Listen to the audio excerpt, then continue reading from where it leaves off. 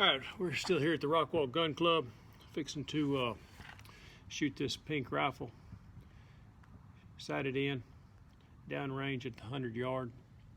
So let's see what this thing's going to do. It was sighted in before, but all we did was put a riser up here on the top right here. Put this riser in.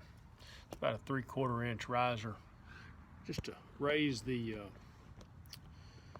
scope up off the receiver some. As you can see, without it, it's real close, and when you bring your cheek up on it, it's sort of hard to be able to get down way down low to be able to look. I like having it up a little bit to be able to get my eye comfortable, get into a position that's a lot more comfortable. Shooting's supposed to be comfortable, and so that's what you want when you're shooting. You don't want to be straining your eyes, straining your neck. You want a comfortable position to be into. So let's go ahead and put our ears on and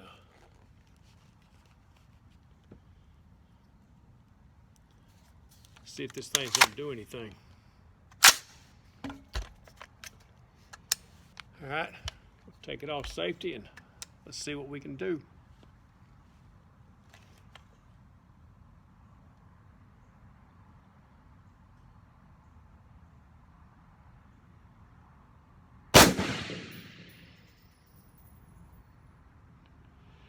Alright, that's a little bit high at 1 o'clock.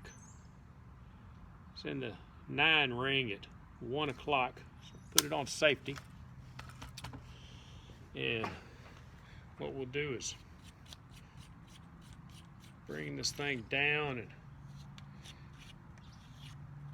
when you're sighting these scopes in from the X ring, this thing's at the top at the 9, which is 1 ring outside the X, and at 1 o'clock. So I want to bring my bullet over to the left and bring it down.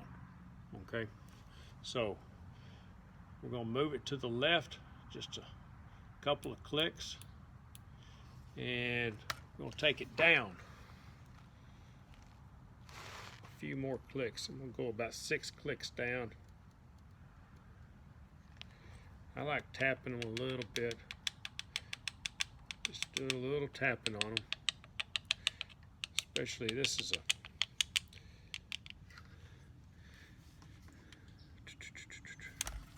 just a 3x9 scope. It's a wide angle 3x9, not anything fancy. It's a Bushnell, and these things are relatively medium quality. I had never had a problem with them. I think they're pretty good scopes. It's a 3x9, typical, especially for 100-yard shooting. It's real good. Put it this way, I can see the bullet hole down there where I hit. I've got a spotting scope here, but I'm not going to use it right now because I can see where I hit. So we made some adjustments. I was high at 1 o'clock, so I need to bring the bullet down and to the left. All right, so whenever you're sighting a rifle in, always shoot at the X. Always have your mark on the X, and wherever you're hitting, you want to bring the bullet hole to the X. You don't adjust your scope to where the bullet hole is at. I've seen a lot of people out on the range make that mistake. They try to adjust to where the bullet hole's at, and they're going the wrong direction. And they get further and further off, and then they bring their gun to me and say, "Randy, man, this thing I can't hit anything with it." So let me take a look at it. And a lot of times, they just didn't really know how to sight a rifle in. So on this particular one, we've hit it high and to the right a little bit, about the 1 o'clock arrow. So I'm going to take it to the left and down. So when I move these marks, as you can see, let me show you these marks on here. That thing says left and right. All right, I don't know if you can see that or not, but you want to adjust it. In this case, we're going to go to the left, and we're going to take it down. And on this one right here, it has an up marker. Okay. where it says up, well, we want to take it down. We want to take the bullet down. So that's the direction we're going to shoot for. All right, let's take another shot and see where we're at. Let's take it off safety.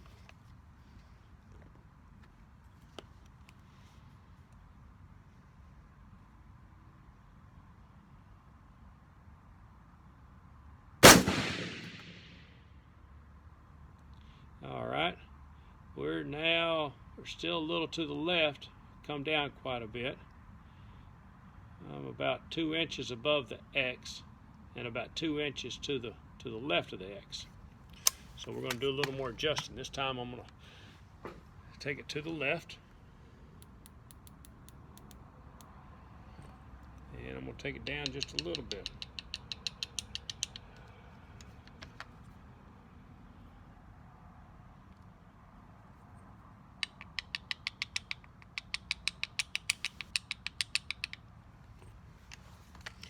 All right, let's take it off safety. Take another shot, see where we're at.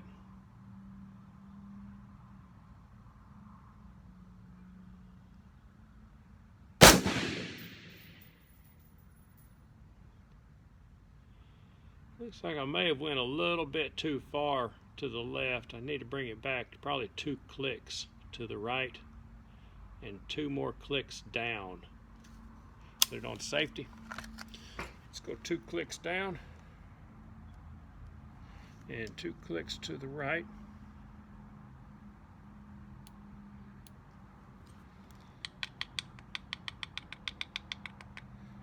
I like just tapping them. I don't know if that really does any good or not, but it makes me feel better. Take it off safety.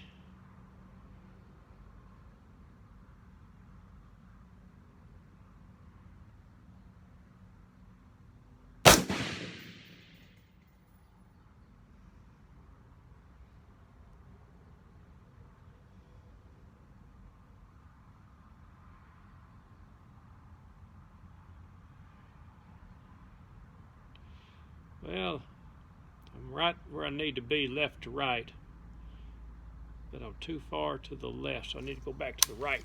I may have moved that thing too far. Go back to the right.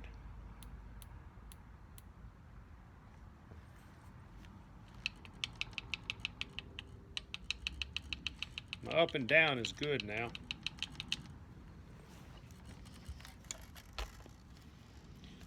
Take it off safety.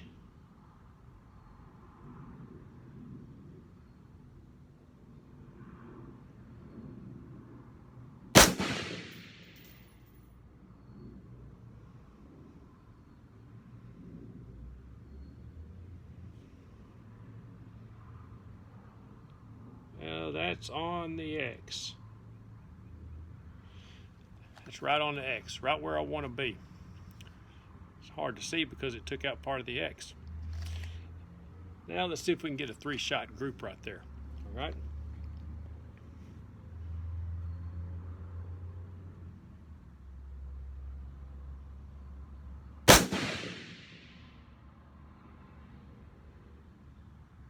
That's another one on the X.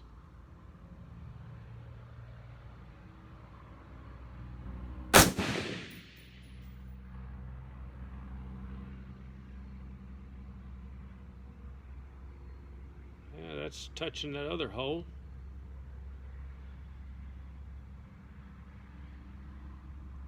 I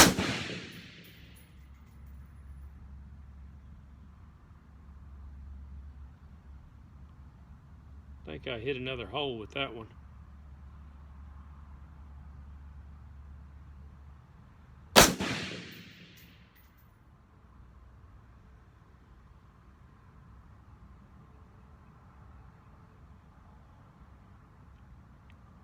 Yeah. Let's see how many times we can hit the X.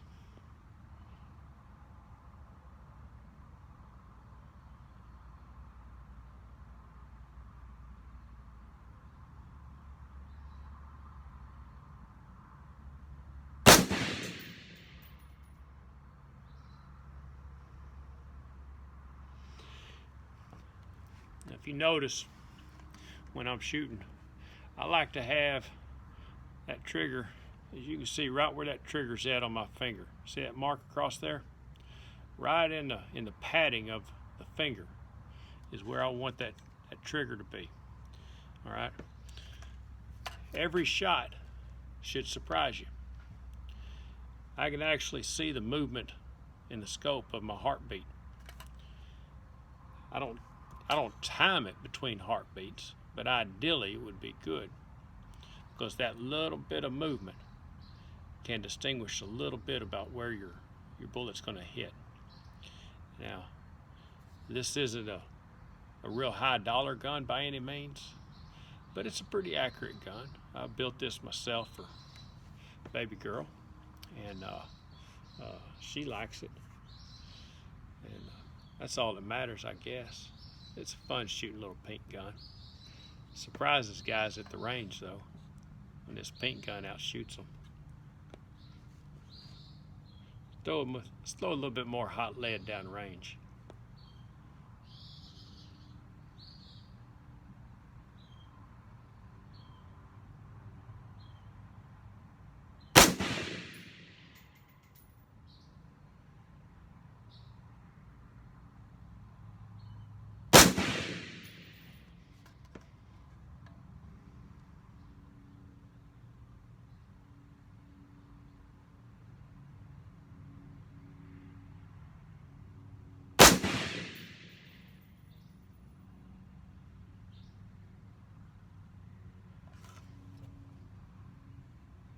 I don't want that barrel to get too hot right just yet. I've cleaned the barrel quite a bit and polished it some inside, but I don't like heating those barrels up too soon, especially on newer barrels. I like to break them in slowly. I'll explain all that in another video, but there's a reason you don't want to heat the barrels up, especially new barrels. And this barrel's not brand new, but it hasn't had 50 rounds put through it, so it's pretty new, relatively new. So I'm gonna put it on safety and let it set. Let's go down range and take a look at the target.